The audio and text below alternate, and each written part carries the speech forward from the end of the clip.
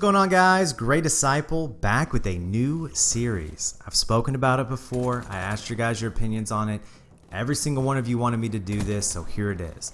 My Spiritual Sunday series. Now, there were two routes I could go with this. I could go topical, where I just pick verses here and there out of the Bible and I do a video on them. But I wanted to do it a little bit different. I decided to take a book of the Bible. And what I was going to do is each upload, I'm going to go over one chapter of that book until I finish the book. And then at the end, I'll decide if I'm going to continue on in the series. And I think it'll work really well. But a couple disclaimers right up front. First, the videos are probably going to go around 15 to 20 minutes. And the only suggestion that I should give you guys is this. You got to watch till the end, okay? Because you'll miss something. If you just listen to the first 3 or 4 minutes, it's not going to do any good for you. So I hope you pay attention all the way through. The other one is I'm not a minister. I don't put myself off to be. I don't lead a church. I'm a layman, but I can still explain certain things to you in the Bible. And then the last one is, I am a Christian. I'm not going to argue my faith with you guys. And I'm also not going to get into a theological debate in the comment section.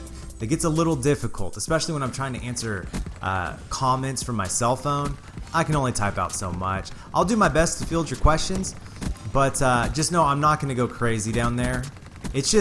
It's a way to help you guys, all right? Now, the book that I chose for this series is Ecclesiastes. It's in the Old Testament. Now, I chose this book for a reason. Personally, it's probably my favorite book in the Old Testament, but also because it was written to non-believers. It talks about the futility of life, and we're gonna go into this. Now, I use a lot of resources for what I do. I'm not gonna put this off that these are my words. For the most part, I'm looking at John MacArthur, Tommy Nelson, Steve Farrar. I'm using a Ryrie Study Bible. There's another gentleman up north. His name's Philip Ryken, who wrote a great commentary on Ecclesiastes. I'm going to be using a lot of material from a lot of different men, so I don't want you to think that these are my words.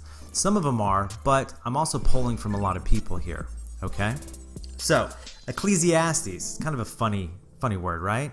Well, ecclesia is actually the Greek word that we use for church. The gathering, the called out ones, as you would put it. Now, the book overall is easily misinterpreted and misunderstood. A lot of people, they like to cherry pick verses out of it, but you got to take it as a whole.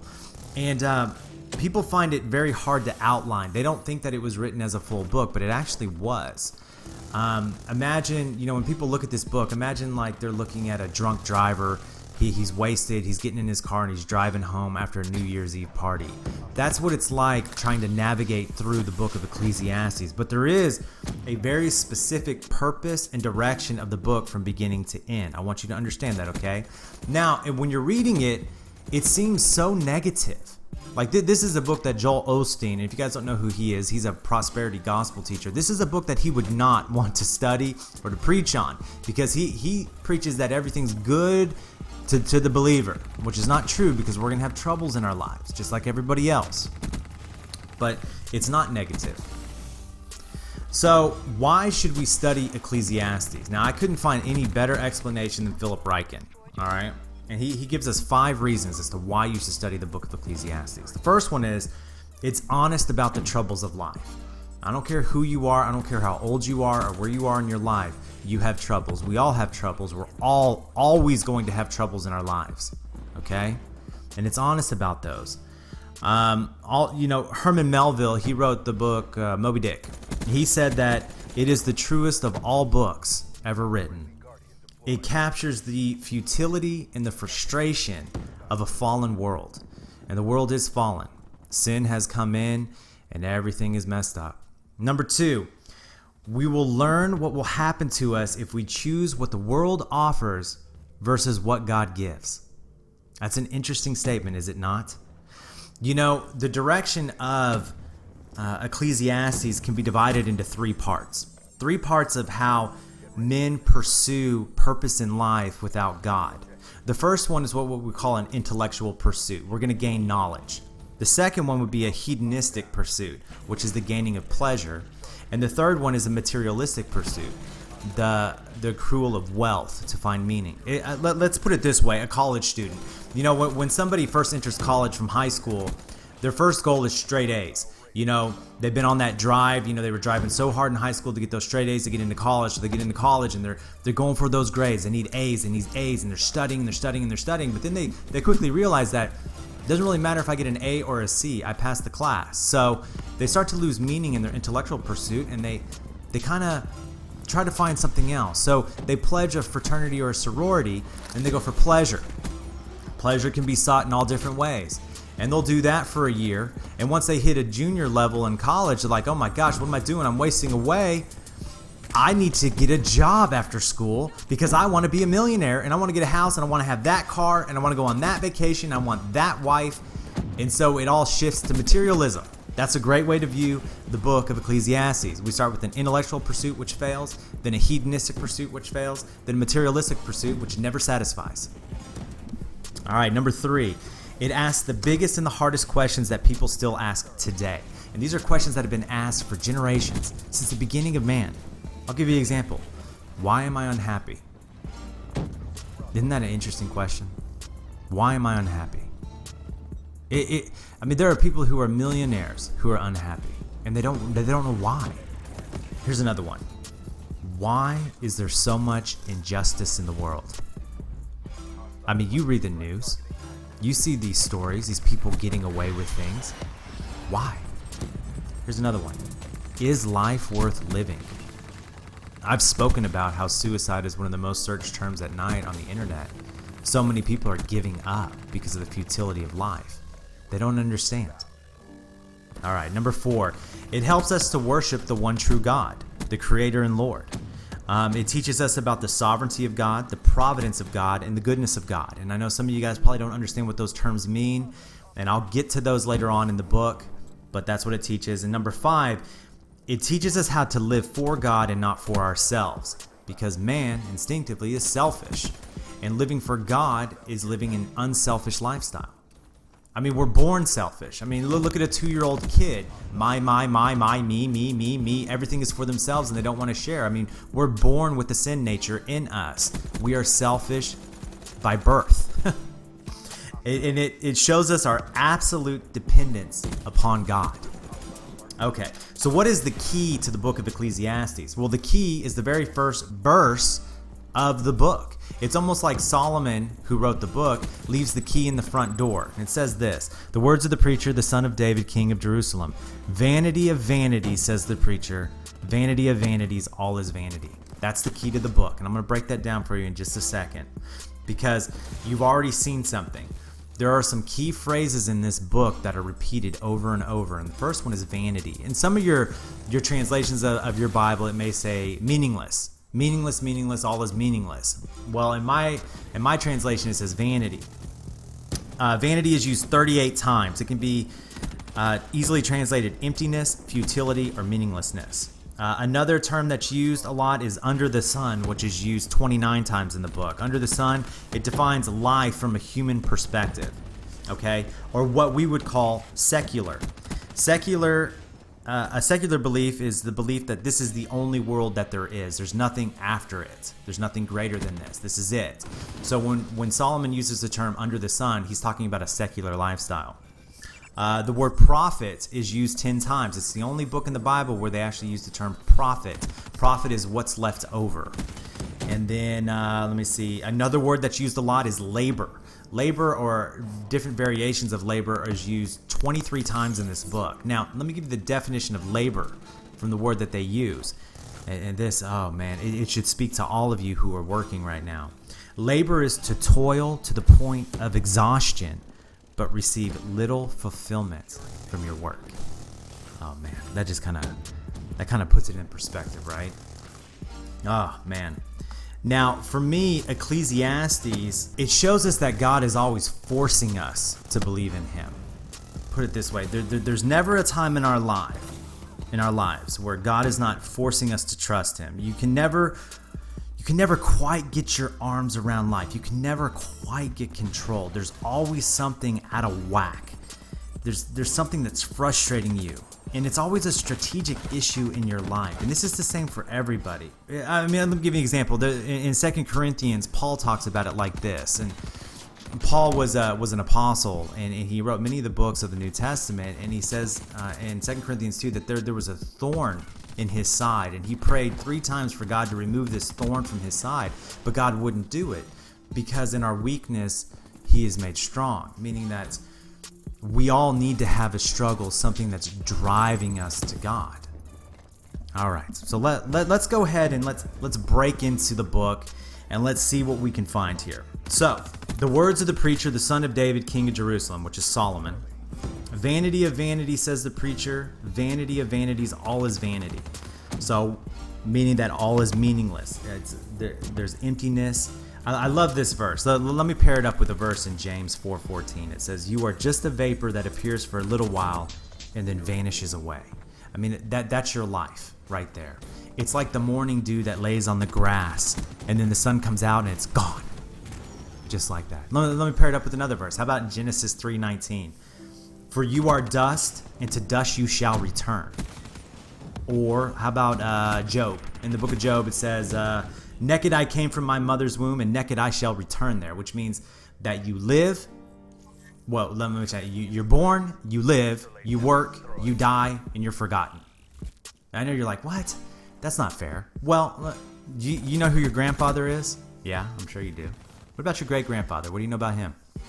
Probably not that much. What about your great-great-grandfather? Do you even know who that was? Other than going online and maybe searching for his date of birth and when he came to America. What about your great-great-great-great-grandfather? Do you know anything about him? Now that's your lineage, your family. Now you know absolutely nothing about my great-great-grandfather. It's meaningless. He's gone. The futility of life. Let me continue here. I mean, materially speaking here, and I'm going to quote Tommy Nelson a little bit here. "Life is short and then you die. You'll lose everything you own to the next generation. Your children will rent out your house, purge your possessions, and spend your inheritance. Ultimately, you'll be a distant memory by Thanksgiving meal." Or let me put it to you this way. This will put your life into perspective. When you die, there will be a funeral. You may have 25 or 2,000 people attend, but do you know what they'll do after your funeral? Just like what you guys do after a funeral. They'll catch lunch and have a great old time together. Then they'll hurry back to work because somebody was covering for them while they took the morning off. That night they'll go home to their families, watch a sitcom rerun, and forget all about your memorial by morning. Are you ready for that? I mean, think about the news. You see these famous people die all the time. What was that girl, the YouTube girl who was shot at her concert? What was that, a week or two back? Christina Grimmie? Nobody talks about her anymore. What about Prince? Prince is already forgotten. He's more famous than any of you guys will ever be. He's forgotten. What about Michael Jackson? How often do you hear about Michael Jackson? Think about it a little bit, you guys. In the end, you lose everything, yet our pursuit in life is for all these material possessions. It doesn't really make any sense.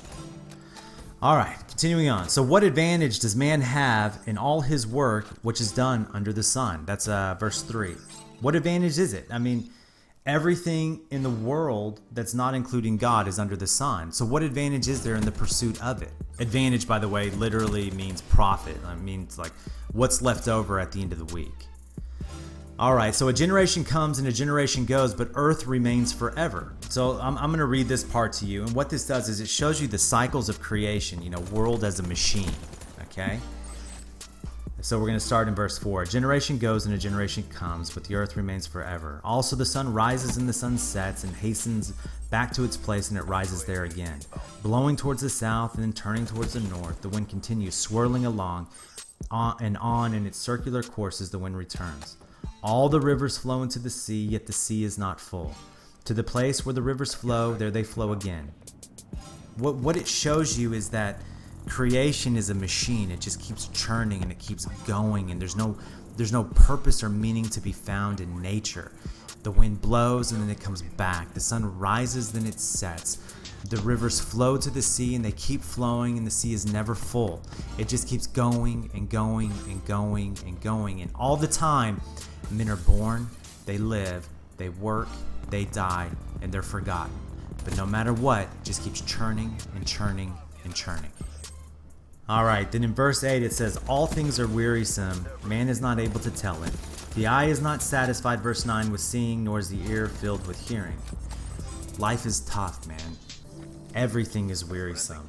I guess the best way to interpret that verse is to imagine a treadmill. I mean, view life as a treadmill, that you're on it and you're running, and no matter how fast you run or how slow you walk, you just stay in the same place. Life is wearisome. It's the same thing day in and day out. You wake up, you drink your coffee, you get ready, you go to work, you come home, and you get ready for bed, you sit down on the couch, you watch your shows, you play your video games, you go to sleep, you wake up, you drink your coffee, you get ready for work, you go to work, and on and on and on. It's like a gerbil running in one of those wheels round and round and round, and no matter how fast it goes, it doesn't go anywhere. Life is wearisome. It's interesting too. There was this statement that I came across that man is the only animal that will accelerate when lost. When a person realizes that he can't understand life, instead of saying life is wearisome, I cannot find meaning in this life or in and of myself, he just speeds up and he keeps running to try to find something that will satisfy him, i.e. intellectualism, hedonism, materialism. Man is always striving and seeking for meaning and purpose in life, but what life will teach you is that there is no meaning or purpose without God. All right, let's continue on. Next it says, that which has been is that which will be, and that which has been done is that which will be done. So there is nothing new under the sun.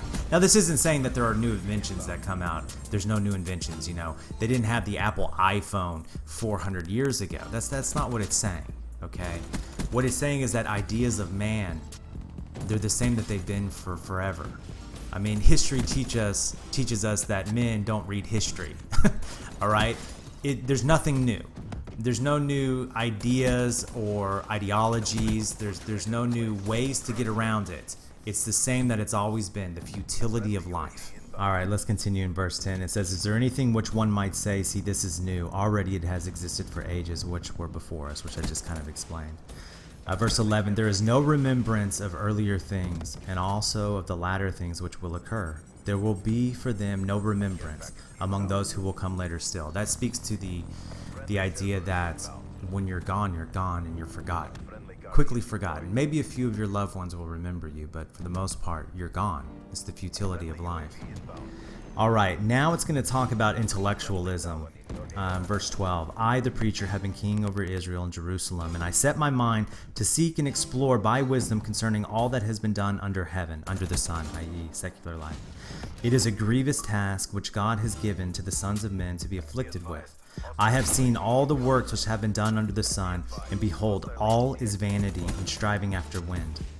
What is crooked cannot be straightened, and what is lacking cannot be counted.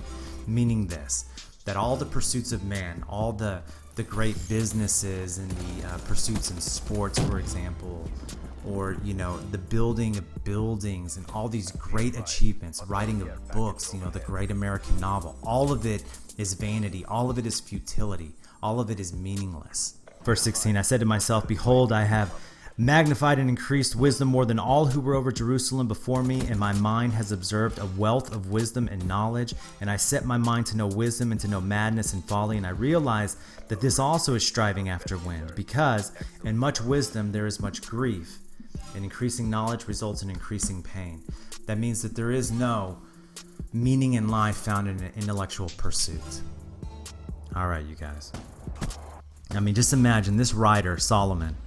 He had more money, he experienced more pleasure, and he had more wisdom than anyone else in the world, and in the end, his life ended in frustration. You ever wondered why wealthy people are unhappy? All right, you guys, I'm going to stop there. I hope you enjoyed it. Leave your comments down below. We'll pick up in Chapter 2 next week. You guys have an awesome day. As always, hit that like button, leave a comment down below, and subscribe.